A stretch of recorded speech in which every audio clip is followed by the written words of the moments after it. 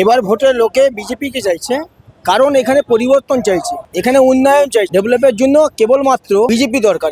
শুধু এখানে নয়, আপনি দেখুন বিজেপি যেখানে যেখানে আছে সেখানে ডেভেলপ হচ্ছে, সেখানে সিন্ডিকেট, তোলাবাজি এই সমস্ত কিছুই নেই। যেহেতু বিজেপি এক থেকে শুরু করে আজ 22টা রাজ্যে শাসন করছে এবং খুব সুশৃঙ্খলভাবে রাজত্ব করছে, সেখানে কোনো রকমের অবজেকশন নেই, পাবলিকেরও কোনো রকমের হ্যারাসমেন্ট নেই, যেটা আমাদের পশ্চিমবঙ্গে অত্যন্ত দরকার। এর জন্য জনগণ এখন বিজেপিকে চাইছে এবং বিজেপিকে ভোট দেবে।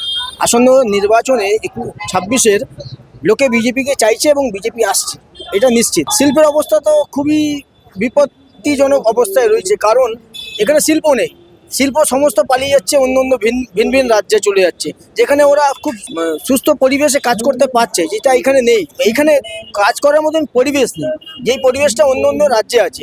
এই পরিবেশটা তৈরি করতে হবে আমাদের সকলকে মিলে, যার জন্য এখানে বিজেপিকে আনতে হবে, আর বিজেপি এইটা পারবে। কোনো উন্নয়ন নেই, রাস্তাঘাটের বেহাল দশা, রাস্তাঘাট ট্রেনে জল আছে এগোয় না, ম্যালেরিয়া এমনি ছড়িয়ে যাচ্ছে, ব্লিচিং পাউডার ছড়াচ্ছে কেবলমাত্র চুন চক, ব্লিচিং বলে কিছু নেই।